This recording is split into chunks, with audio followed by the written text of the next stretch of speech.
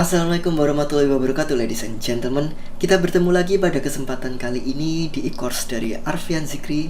Terima kasih buat kalian semua atas antusiasme kalian yang udah support dan bertanya langsung ke Instagramku, sehingga aku bisa jadi lebih banyak nih pembahasan yang bisa aku buat untuk e-course kali ini. Baik, kali ini terinspirasi dari salah satu netizen ya. Netizen yang bertanya terkait tentang kesabaran.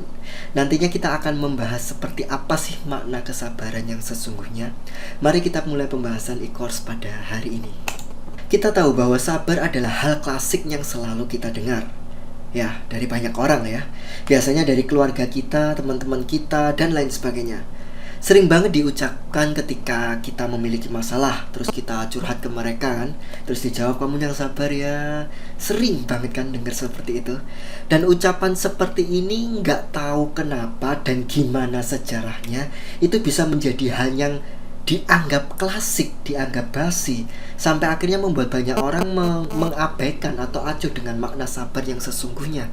Yang saya tahu sih itu bermula dari banyaknya orang yang mungkin kurang tepat momennya dalam memberikan nasihat ke temennya, ke rekan sejawatnya.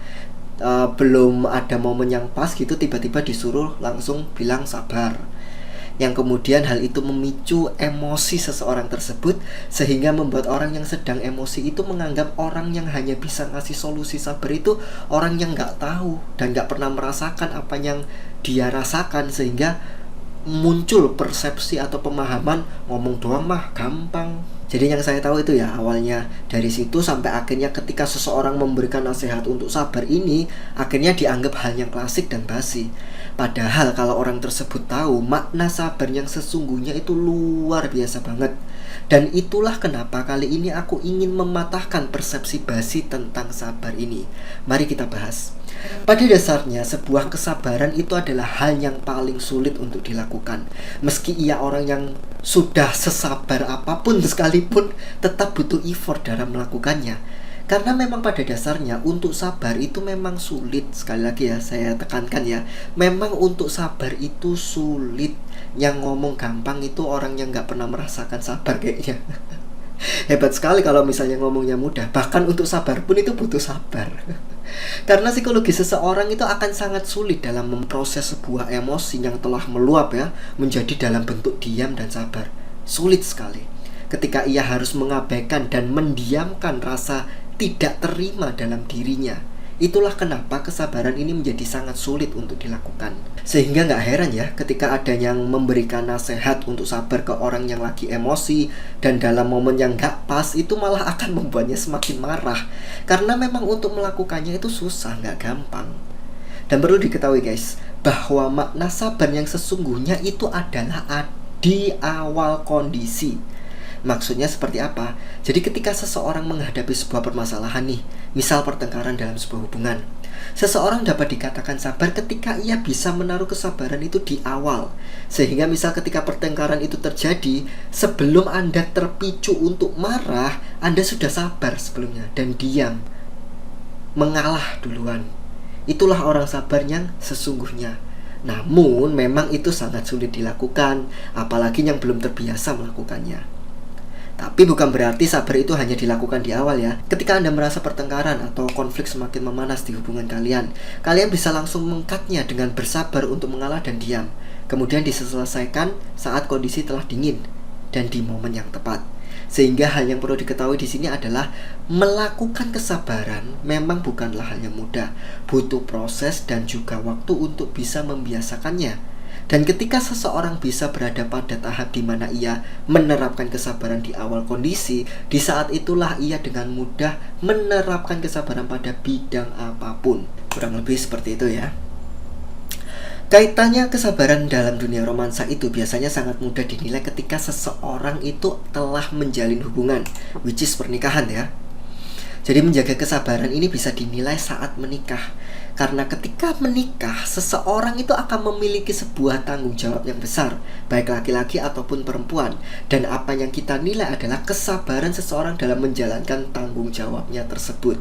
Karena apa? Setelah seseorang melangsungkan pernikahan, akan ada perubahan yang signifikan di dalam kehidupannya, baik untuk adaptasi dan juga menyatukan persepsi, visi, dan juga misi. Tiap insan, baik laki-laki ataupun perempuan, memiliki tantangan untuk sabar yang berbeda-beda dalam menjalankan peran dan tanggung jawabnya. Kita mulai bahas dari laki-laki terlebih dahulu. Beberapa tanggung jawab seorang laki-laki setelah menikah, selain menafkahi sandang, pangan, papan, ia juga harus membimbing istrinya dan menaungi keluarganya, menjadi sosok pemimpin yang bisa diandalkan di dalam keluarganya. Dan dalam melaksanakan tanggung jawab tersebut butuh banget yang namanya kedewasaan dan juga kesabaran yang sangat luar biasa. Contoh mulai dari hal yang paling kecil deh, memberi nafkah, sandang, pangan, papan. Ia harus mau untuk tetap kuat dalam bekerja dan menyisihkan sebagian uangnya, hasil keringatnya, itu untuk istri dan juga keluarganya.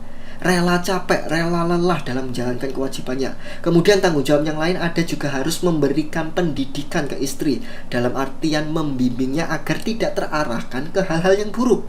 Laki-laki harus bisa menjadi sosok penaung, pelindung yang dapat mengendalikan bahtera rumah tangganya. Dan untuk melakukan itu semua butuh kesabaran yang sangat tinggi.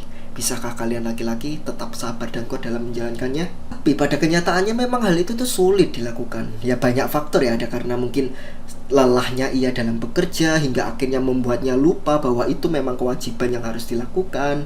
Karena biasanya kan kalau laki-laki yang nggak bisa sabar dalam menghandle kelelahannya dalam bekerja, ia akan bersifat agak semena-mena kepada istrinya. Ia merasa telah memberikan nafkah, oleh karenanya bisa berbuat seenaknya sendiri.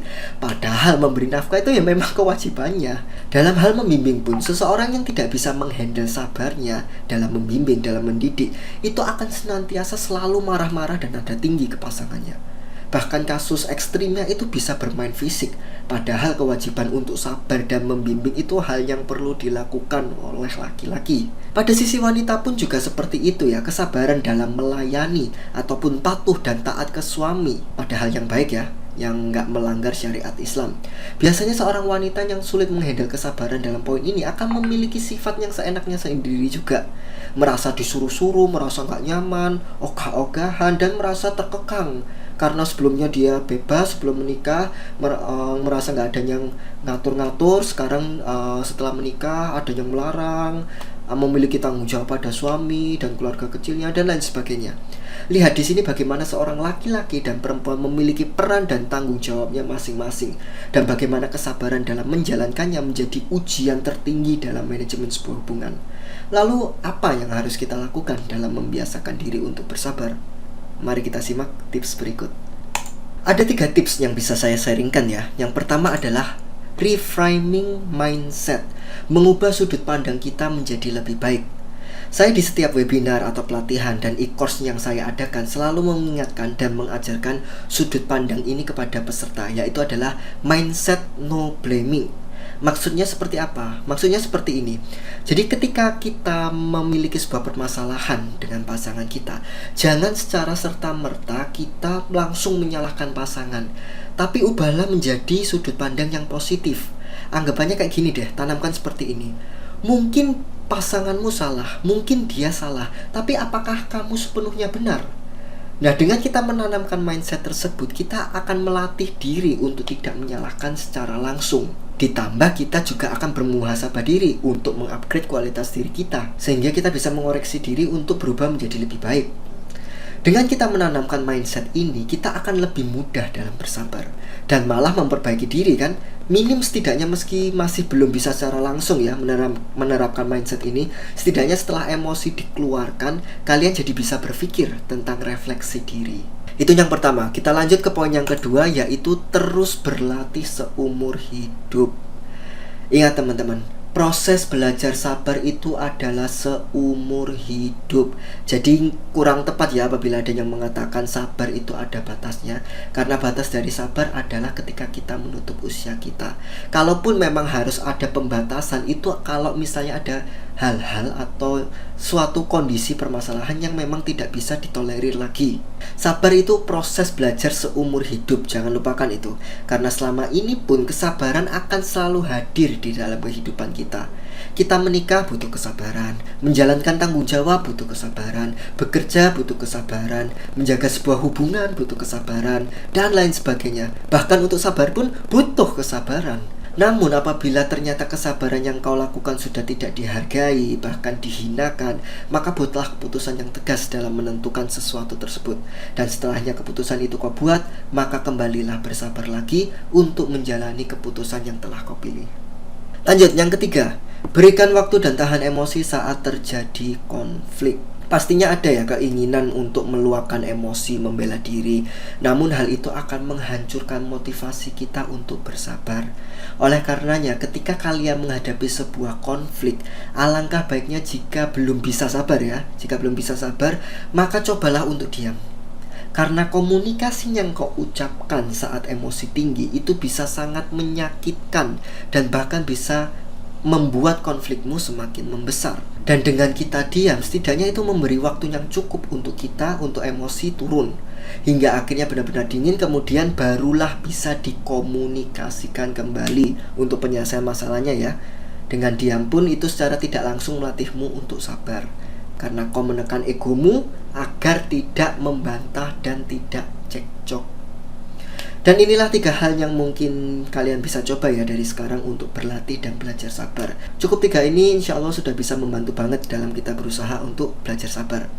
Nanti kalau tipsnya banyak makin puyeng takutnya. Tapi ingatlah, sesulit apapun itu, asalkan kita niat untuk menerapkannya dalam diri kita, pasti akan dilancarkan oleh Sang Pencipta.